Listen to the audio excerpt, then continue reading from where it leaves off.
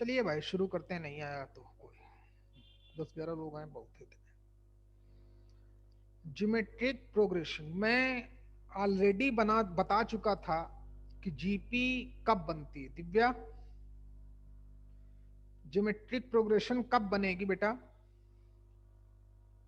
Sir multiplication और division में। हाँ, जब उसका कोई भी टर्म फाइंड आउट करने के लिए उससे पहले वाले टर्म में किसी न्यूमेरिकल वैल्यू का मल्टीप्लाई करना पड़े। हर एक टर्म में यही चलेगा। तो जीपी बेटा क्लास 9-10 में थी क्या दिव्या? नहीं सर। कोई बात नहीं, सब लोग आराम से देखें भाई। हैं नम्रता, देखो बच्चे तुम भी। नम्रता, आप भी नहीं बोल रहे थे उस बैच में कुछ आज? नम्रता, मेरी आवाज नहीं आ रही क्या तुमको? सर आ रही है। तो उस समय क्यों नहीं बोल पा रहे थे आप? Sir network problem. क्या डर गई थी? चलो छोड़ो। तो आए गौरव, गौरव आए बदमाश। अभी एक और बदमाश बाकी होगा, अभी विजय।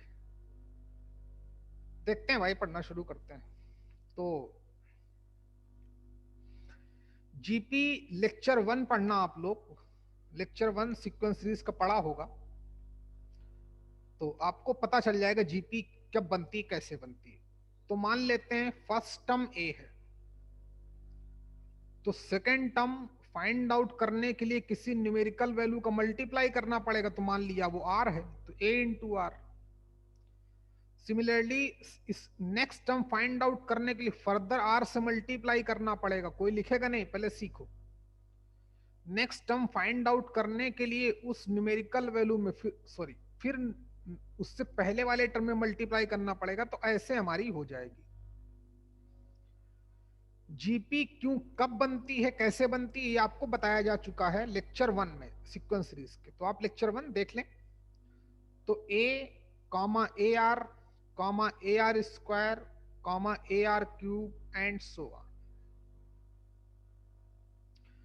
ये जो टर्म्स हैं फॉर्मा जीपी, फॉर्मा जीपी।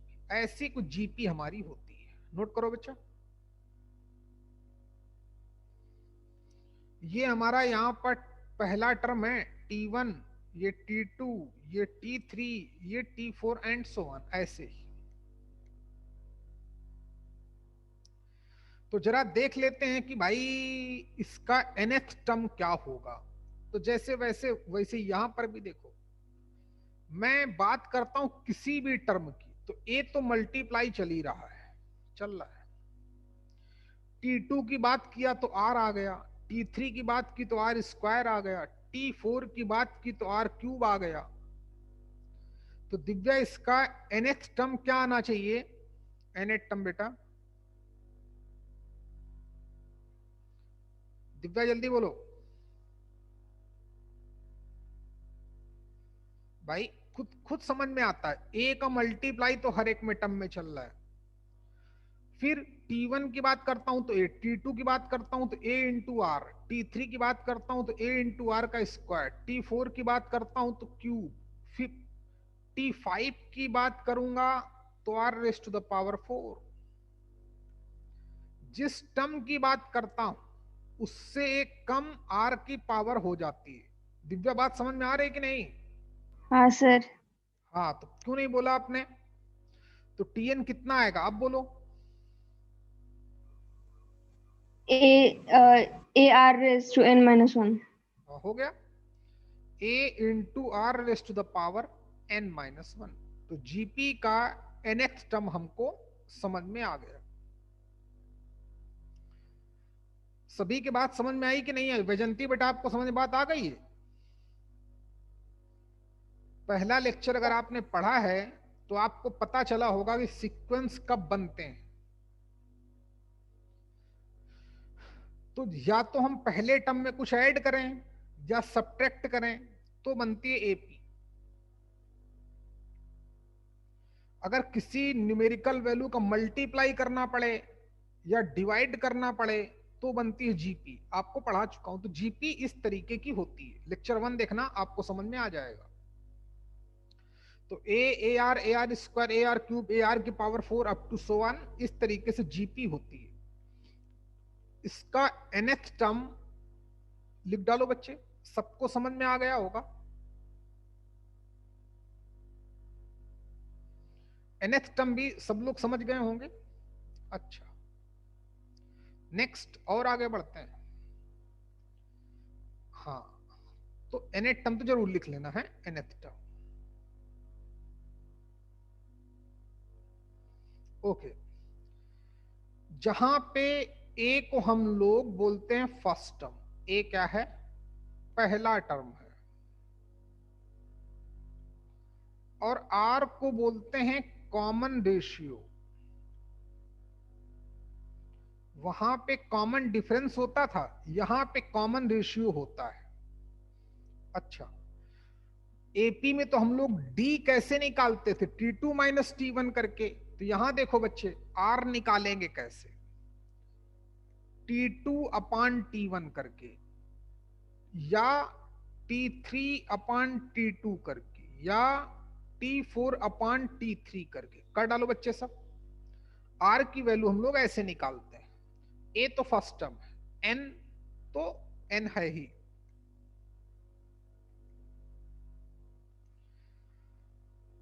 अच्छा, और यही हमारा पहचानने का तरीका होगा कि जीपी फॉर्म कर रहा है कि एपी फॉर्म कर रहा है। चलो लिखे देते हैं, समझो बच्चे। तो अगर हमें कुछ टर्म्स गिवन है, मतलब नोट करके लिखे देता हूं कि terms T1, T2, T3, T4 up to so on form a GP. एक जीपी फॉर्म करेंगे। कब फॉर्म करेंगे, जब इनका रेशियो बराबर आ जाए, कॉमन रेशियो, यानी कि T2 upon T1 equal to T3 upon T2 equal to T4 upon T3 equal to so on, है ना। चाहे जितने भी टर्म्स गिवन हो, वो जीपी में कब होंगे, जब सेकेंड टर्म अपान फर्स्ट टर्म। क्योंकि हमें पता है सेकेंड टर्म कैसे बनता है। सेकेंड टर्म कैसे बनता है, पहले टर्म में किसी न्यूमेरिकल वैल्यू का मल्टीप्लाई करके। T3 कैसे बनेगा, सेकेंड टर्म में किसी का मल्टीप्लाई करके। तो T2 अपान T1 कितना हो जाएगा, R। सिमिलरली T3 किसके बराबर होगा, T2 इंटू आर के बराबर होगा। तो T3 अपान T2 कितना, R। तो ये सब बराबर आएंगे। तो चाहे जितने भी टर्म्स हमको गिवन हो, वो टर्म्स एक जीपी तभी फॉर्म करेंगे जब सेकेंड टर्म अपान फर्स्ट टर्म, थर्ड टर्म अपान सेकेंड टर्म, किन्हीं भी दो सक्सेसिव टर्म का रेशियो इक्वल आएगा तो जीपी फॉर्म करेंगे। अच्छा, एपी कब फॉर्म करेंगे, ये भी लिख लेते हैं जब पढ़ रहे हैं तो। इसे लिखा चुका हूंगा कि terms T1, T2, T3, T4 and so on form an AP. एक एपी कब फॉर्म करेंगे, जब इनका डिफरेंस सेम आ जाए। T2 minus T1, T3 minus T2, T4 minus T3, ऐसे, जिसको हम लोग डी बोलते हैं, कॉमन डिफरेंस। चलिए, इतनी बात समझ में आ गई। ओके, आगे बढ़ते हैं भाई। विजय अभी तक आया कि नहीं आया, विजय नहीं आया। चलो क्लास के बाद इसको फोन लगाता हूं, इसको बदमाश हो गया बहुत ज्यादा ही। आगे बढ़े।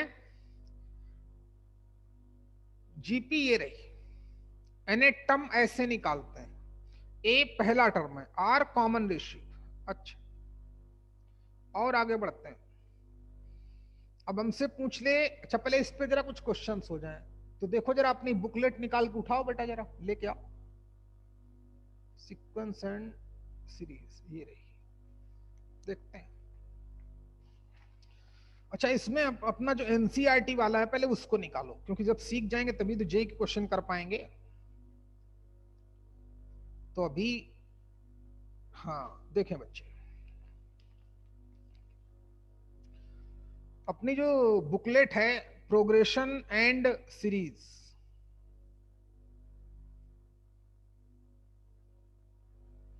Progression and series,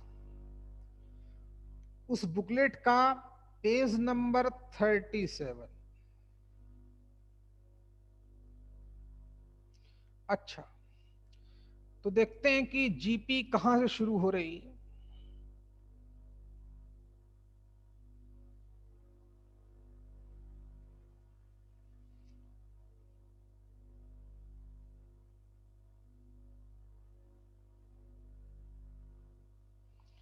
question number 14 से शुरू हो रही है, बाकी एपी है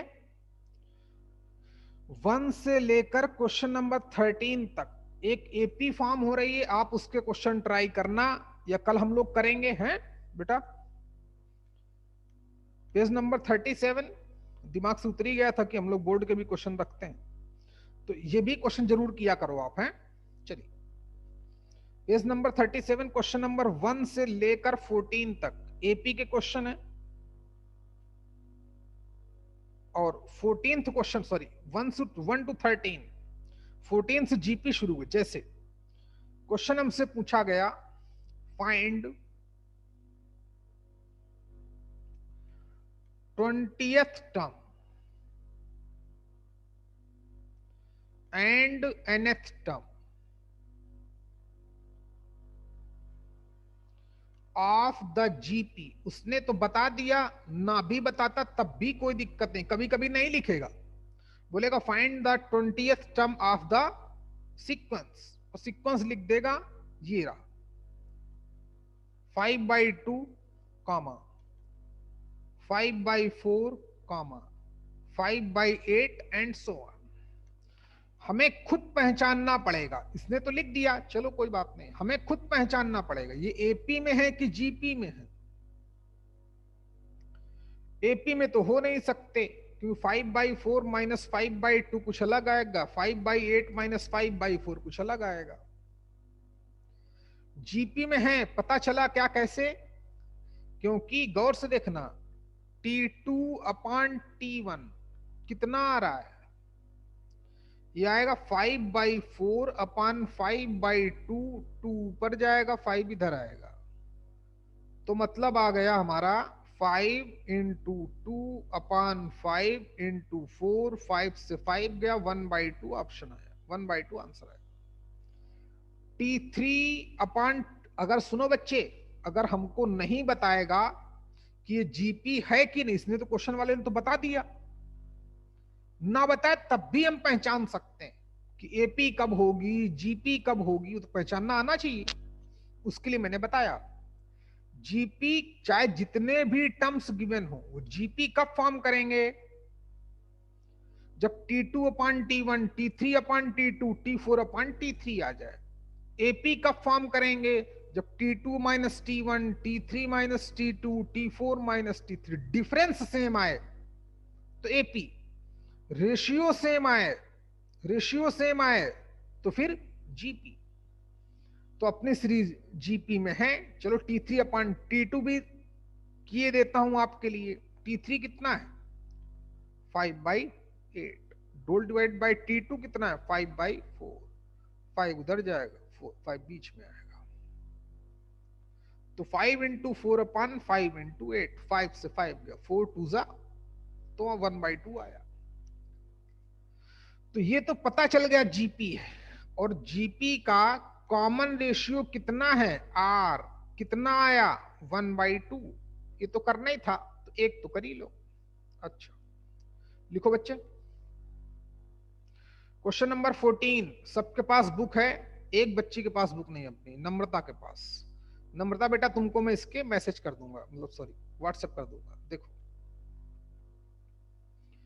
तो T2/T1 1/2 हो गया, यही तो हमारा कॉमन रेशियो है। अब पूछता है T20 20th टर्म, तो nth टर्म हमको पढ़ाया गया है जीपी का, ध्यान दें a इंटू आर की पावर n-1, सिर्फ वहां पुटअप करना है और कुछ नहीं करना है।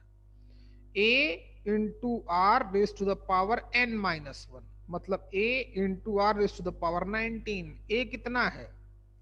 a है हमारे पास 5/2 इंटू आर कितना है 1/2, रेस पावर कितना करना है 19, करने दो और मैथ्स लगाते हैं।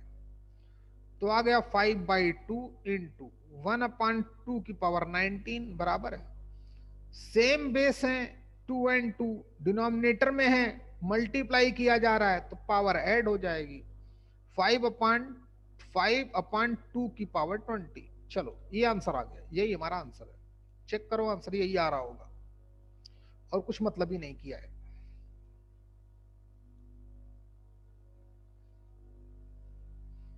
आ रहा है आर्या? आर्या आ रहा है, आ रहा है।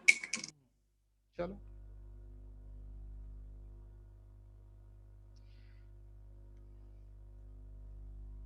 गौरव ध्यान दो भाई। चलिए सिमिलरली टी एन भी हम लोग निकाल सकते हैं, a इंटू आर की पावर n-1। अब a की वैल्यू पता ही है 5/2 पहला टर्म, इंटू आर का मतलब 1/2 raise to the power n-1। और सॉल्व कर लेना, यहां की देता हूं तो 5/2 इंटू 1/2 की पावर n-1, फिर वही कहानी। तो ऊपर तो 5 हो गया, डिनोमिनेटर में सेम बेस है तो पावर ऐड हो गई, तो 1 प्लस n-1, 1 से 1 चला गया तो 5/2 की पावर n, ये भी आ रहा होगा। तो जानोगे तो क्वेश्चन होगा। चलिए अगला क्वेश्चन देखते हैं, क्वेश्चन नंबर 15। ध्यान दो बच्चे, बुक का नाम है प्रोग्रेशन एंड सीरीज, जिसका क्वेश्चन नंबर 14 किया हमने। 15 देखते हैं। आज ज्यादा नहीं पढ़ेंगे, आज क्वेश्चन करेंगे क्योंकि प्रैक्टिस हमारी अभी कम हो पाई है, एपी में भी कम हो पाई है, तो उसको भी कर लेते हैं, फिर सबको मिक्स करेंगे जेई के क्वेश्चन, तो अच्छे से हमें तैयारी हो जाएगी हमारी। क्वेश्चन नंबर 15, डरना नहीं, बोलता है the fourth term of GP. ध्यान दें, गिवन, सबके पास बुक है। The fourth term of GP मतलब T4,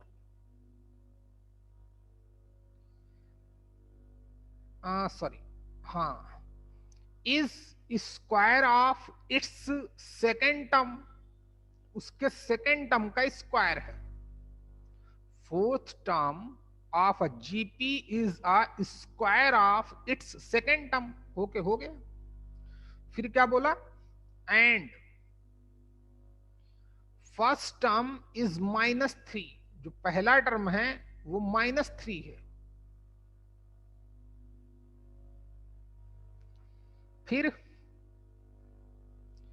determine its seventh term, T7 पे question mark, T7 find out करना है। अच्छा भाई,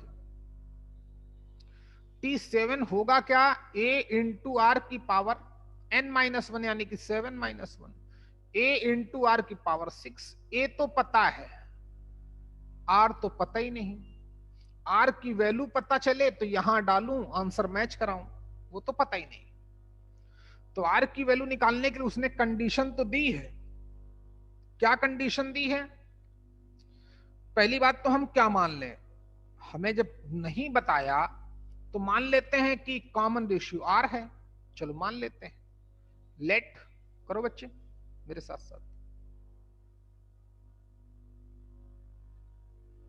इज r, अब यहां वैल्यू डाल दो, r की वैल्यू आ जाएगी, r की वैल्यू यहां डाल देना, क्वेश्चन खत्म हो जाएगा। अच्छा तो जरा बताओ T4 होता क्या है, गिवन था ना इतना, तो T4 होता क्या है, a into R cube. T4 की वैल्यू डालिए, T2 कितना होता है, a इंटू आर की पावर 2-1 तो a r, उसका स्क्वायर तो स्क्वायर सही। तो आ गया a into R cube into a into R square, sorry a square into R square. एक इससे एक कैंसिल आउट हो गया, एक आर स्क्वायर से एक आर स्क्वायर चला गया, तो आर, इधर तो आर बचा, उधर ए बचा, तो ए की वैल्यू आर के बराबर आ गई। और ए कितना था, ए हमारा था -3, तो आर भी -3 हो गया। शायद आप समझ चुके होंगे। अच्छा, तो अब हमें पता करना था T7। T7 का मतलब ए आर की पावर 6। ए और आर की वैल्यू डालो। ए का मतलब -3, आर का मतलब -3 रेस पावर 6। बात बराबर है। तो -3, ये दोनों सेम बेस हैं। -3 इसका भी बेस, -3 उसका भी बेस, तो रेस टू द पावर कितनी हो जाएगी, -3 रेस टू द पावर 6 + 1। यही हमारा आंसर आ रहा होगा। चेक कर लो बच्चे। या उसका आंसर ऐसे भी दे सकता है, -3 की पावर 7 दे सकता है, या इसको हम ऐसे भी लिख सकते हैं, -1 की पावर 7 × 3 की पावर 7। -1 की पावर ऑड नंबर तो -1 ही आता है, -3 की पावर 7, ये आंसर दे रहा होगा। T7 निकाल लें हम लोग। देखो भाई क्या आ रहा है, ये आंसर दे रहा है कि ये आंसर दे रहा है, ये दे रहा है कि ये दे रहा है। चेक करो।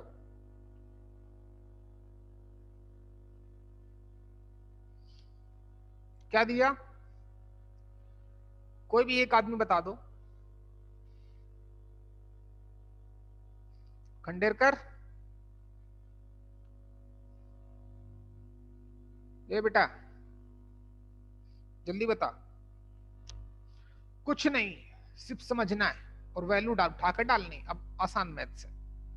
अच्छा भाई आगे बढ़े, आगे बढ़ते हैं। क्वेश्चन नंबर 15 देखते हैं।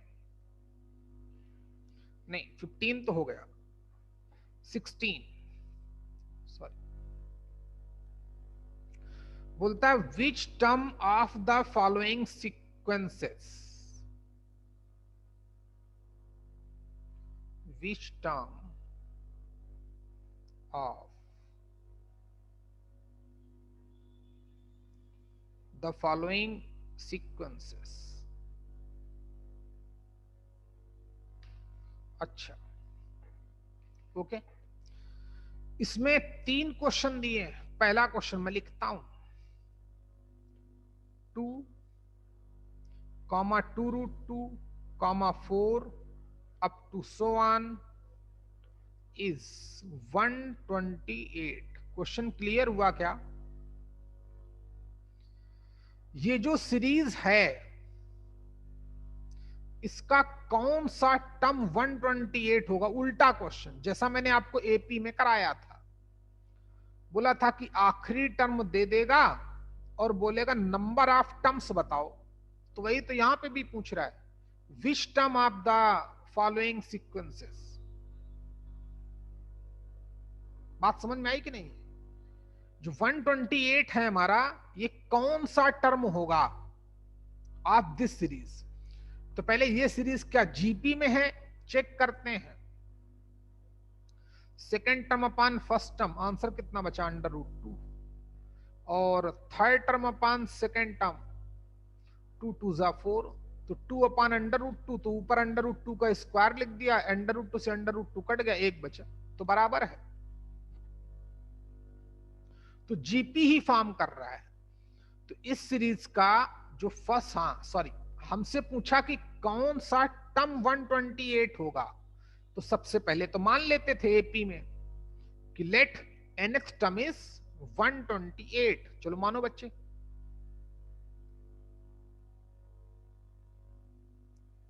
लेट nth टर्म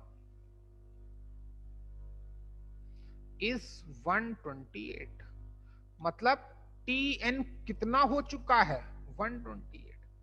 अब tn हम कैसे निकालते हैं, a × r की पावर n-1 इक्वल टू 128।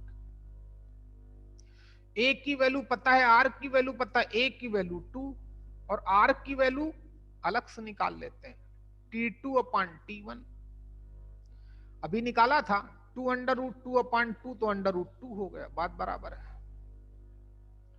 तो ये कितना हो गया बच्चे, √2 की पावर n-1 इक्वल टू 128। यहां से 2 से डिविजिबल है तो मैथ्स लगा दो, 6 और 4। अब यहां से मैथ्स लगना बंद हो गई, चलो यहां तक करो बच्चे। यहां पर आके मैथ्स रुक गई और हमें वैल्यू किसकी पता करनी है, n की, क्योंकि इस क्वेश्चन की डिमांड है कि इस सीरीज का या इस सीक्वेंस का कौन सा टर्म 128 होगा। ऐसे क्वेश्चन हम लोग एपी में भी करते थे, तो मान लेता था कि nth टर्म 128 होगा, लेक्चर सेकंड में होगा या फर्स्ट में ही होगा, देख लेना किसमें। तो tn मान लेंगे। tn हम लोग कैसे निकालते हैं, a इंटू आर की पावर n-1, जो 128 ऑलरेडी गिवन था, लेट किया था हमने। tn की वैल्यू तो a और r चाहिए, वैल्यू पुटअप की। इसके बाद हमको कौन जवाब देगा कि r की n की वैल्यू ये आएगी। आर्या बता सकती हो क्या, आर्या बेटा?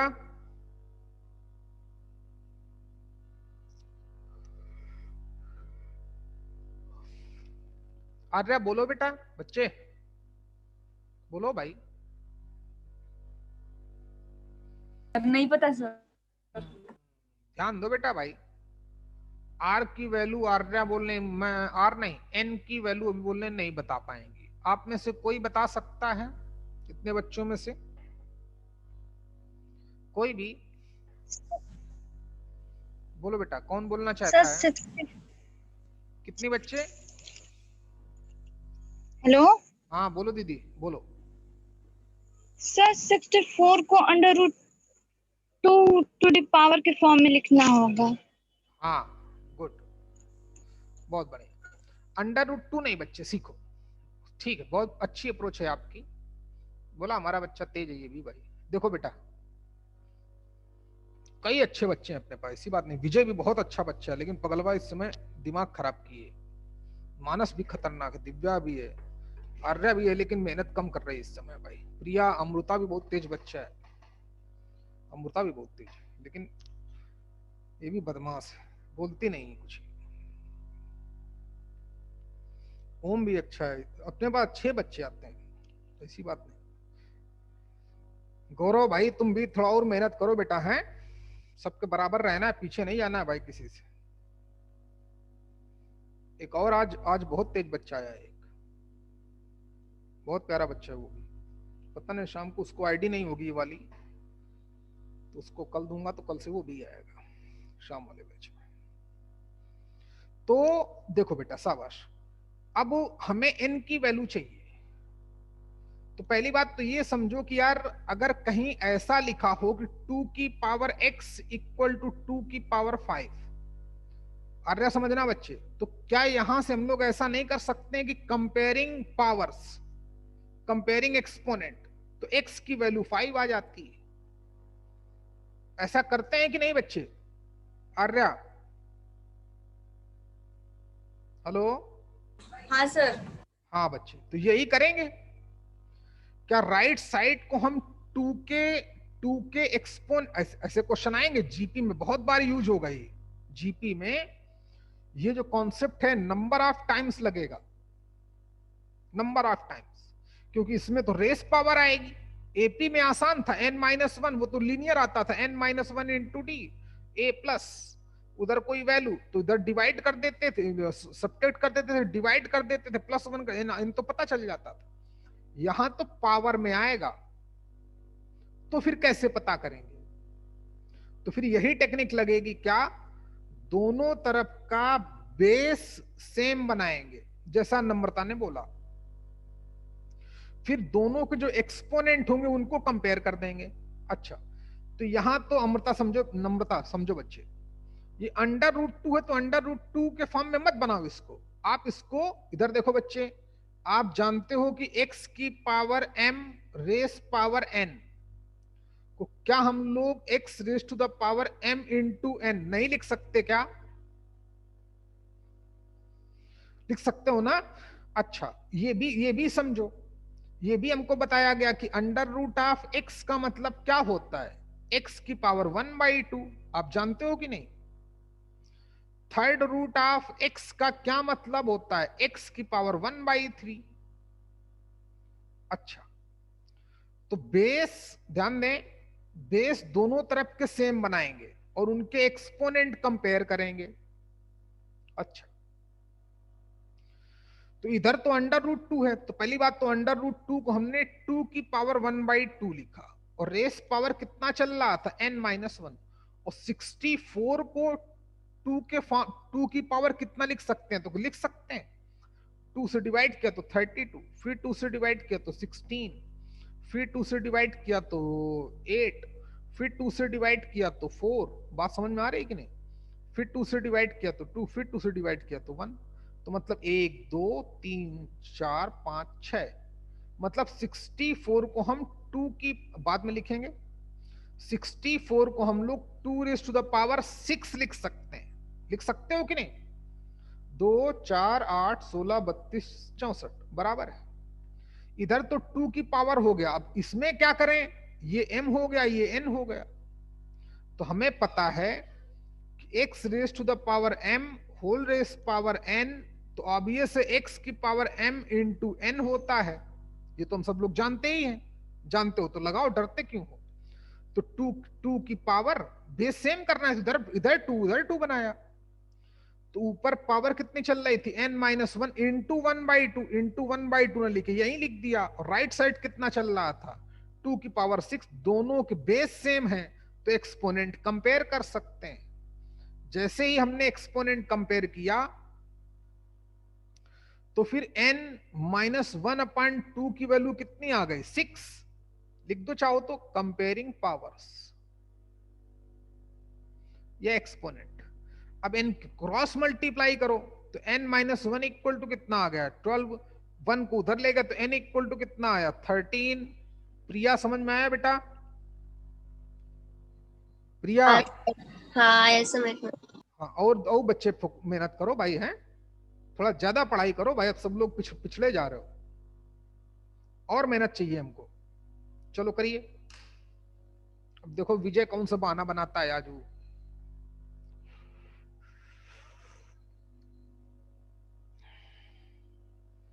ऋषिकेश तो बेचारा उसका ही बहुत छूट गया यार। चलो बहुत टेंशन है भाई।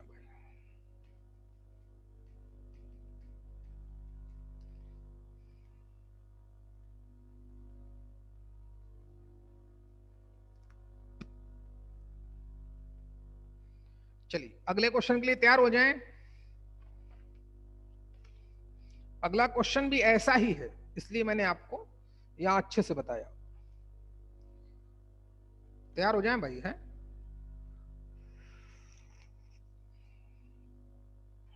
तीनों अच्छे, 3 क्वेश्चन है जिसमें से हमने पहला क्वेश्चन हैंडल किया।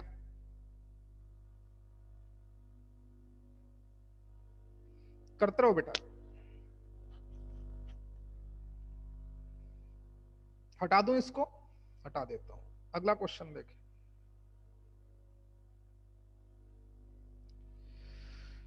चलो, और उसको सब लोग ट्राई करना भाई, हैं, डरना नहीं। मैं क्वेश्चन लिखता हूं, डिट्टो ऐसा ही क्वेश्चन है। इसका सेकंड पार्ट, क्वेश्चन नंबर 16 का, √3, 3 इंटू √3 अप टू इज 729। चलो सब लोग करके बताओ, सबको मैं 2 मिनट का टाइम देता हूं। मान लेंगे कि nth टर्म यही है, तो a कितना है √3, r कितना है वो भी √3 कॉमन रेशियो। चलो ट्राई करके दिखाओ मुझको फटाफट सब लोग।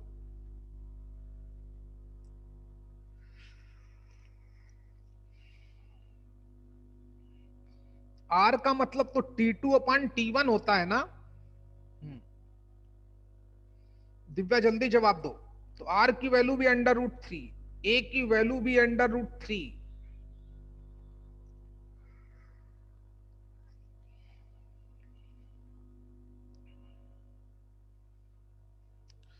जो भी कर ले मुझे तुरंत बताए कि सर ये आंसर आएगा।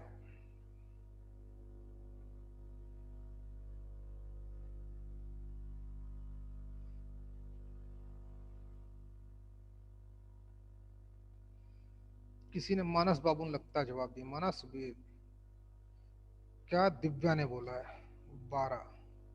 मानस ने तो नहीं बोला था, वो भी पहले। देखते हैं भाई, n की वैल्यू 12 आई है। चलो गुड। दिव्या देखो समझ गई खटाक से बिल्कुल। दिव्या अगर आप समझ चुके हो तो अगला क्वेश्चन करो, इसका थर्ड पार्ट करो बच्चे। हैं?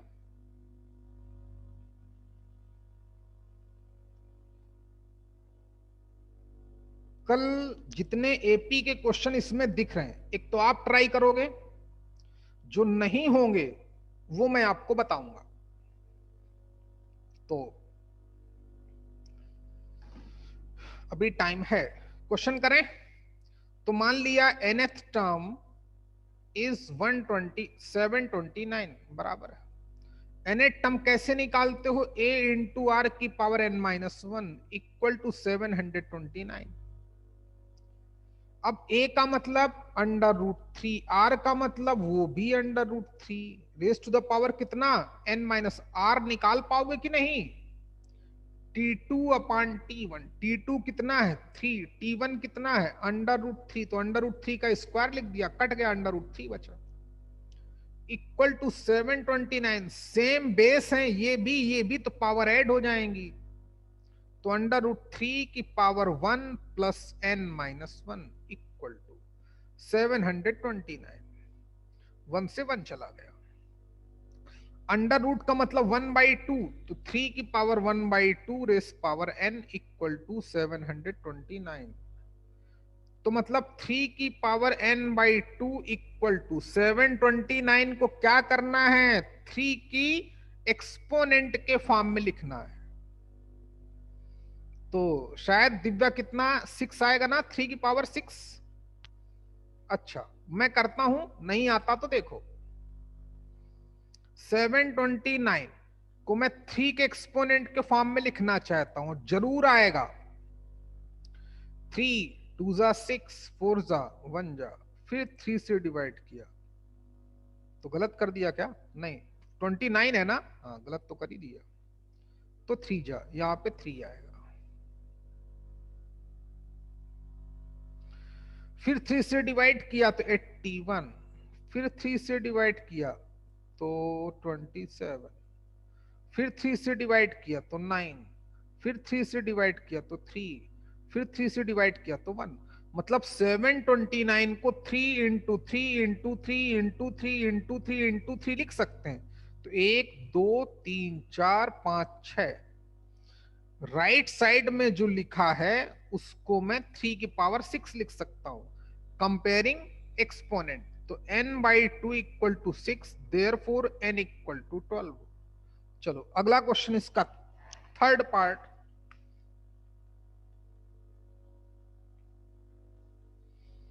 इसका बताएंगे मानस, नहीं तो आज कचरे जाएंगे।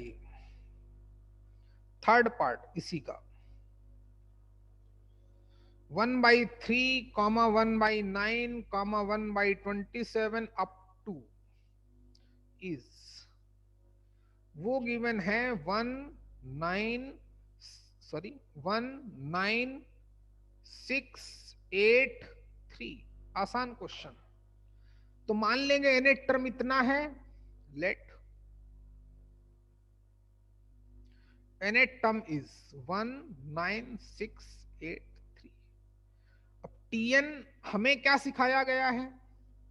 a इंटू आर की पावर n-1 इक्वल टू 1/19683। चलो a की वैल्यू कितनी है? 1/3। r की वैल्यू कितनी है? वो भी 1/3। बताऊं क्या? देखो वो होता है T2/T1। T2 कितना है 1/9, T1 कितना है 1/3, 3 ऊपर जाएगा 3/9, 3 3 जा 9, तो 1/3 raise to the power n-1 equal to 1/19683। Manas क्या आंसर आया रे? n की क्या वैल्यू आई? तो चाहो तो सेम बेस से पावर ऐड कर दो, तो 1/3 की पावर 1 प्लस n माइनस 1, 1 से 1 चला गया। इसको 1/3 के फॉर्म में लिखना है तो इसको 3 के फॉर्म में लिख लो, तो टोटल को 1/3 के फॉर्म में लिख दूंगा, गेम ओवर। जल्दी करो बच्चे। या ऐसे समझ में नहीं आ रहा, मैं और बता देता हूं, करना यही पड़ेगा। अच्छा भाई,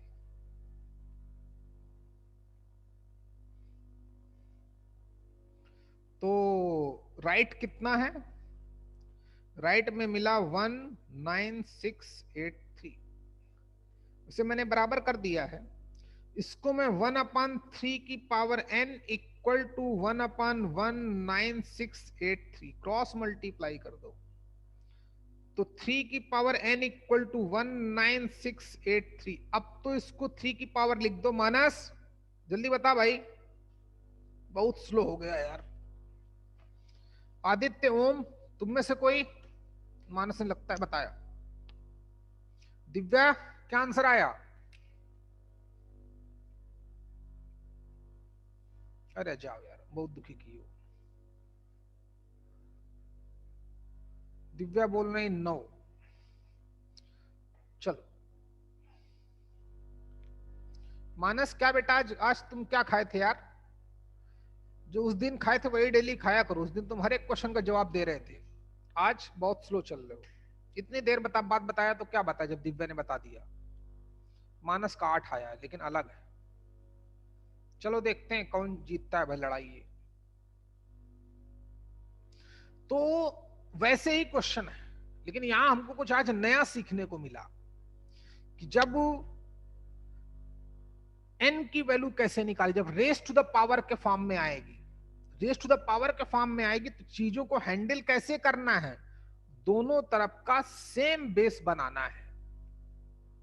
इधर बेस 3 है तो उधर भी बेस 3 बनाना है, और 3 बेस बनाने का तरीका बता ही चुका हूं। किसको आप 3 से डिवाइड करो, जो आए उसको फिर 3 से डिवाइड करो, जो आए उसको फिर 3 से डिवाइड करो, जो आए उसको फिर 3 से डिवाइड करो। देखो कितने बार तक बनता है। चलो आपकी हेल्प करता हूं मैं। मानस सही है कि दिव्या? दिव्या क्या आंसर सही आएगा? 9 की 8 बच्चे? 9 सर। मानस बहुत मारूंगा भाई। 19683 नंबर बराबर लिखी है, 19683। ओके, 3 से डिवाइड करता हूं,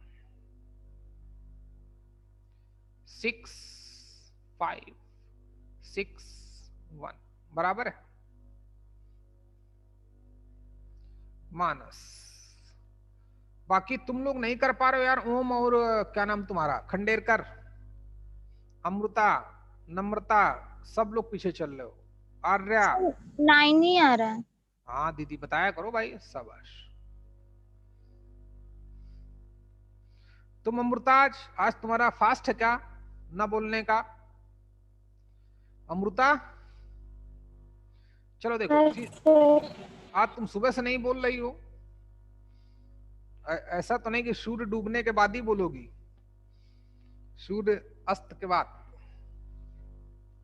चलिए, ये बराबर किया मैंने, 3 से डिवाइड किया तो 6 जा 18, 5 जा 15, 1 बचा, 6 जा 18 और 1 बचा। फिर 3 से डिवाइड किया तो 2 टाइम्स 0, और नहीं 0 कैसे, 1 टाइम्स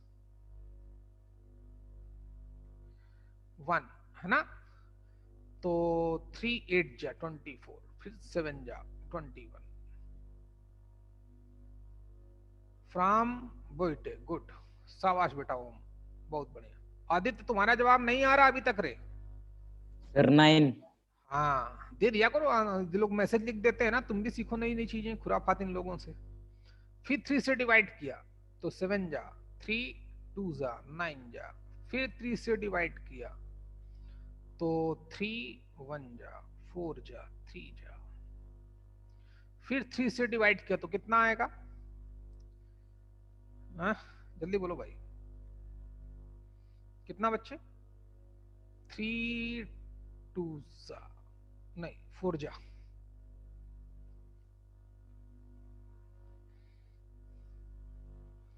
ये गलत लिखा क्या मैंने? 143 नहीं आएगा, आना तो चाहिए यार। 3 1 जा 3, और नहीं गलत तो हो गया। 3 2 जा 6, यहाँ पर 2 टाइम्स होगा।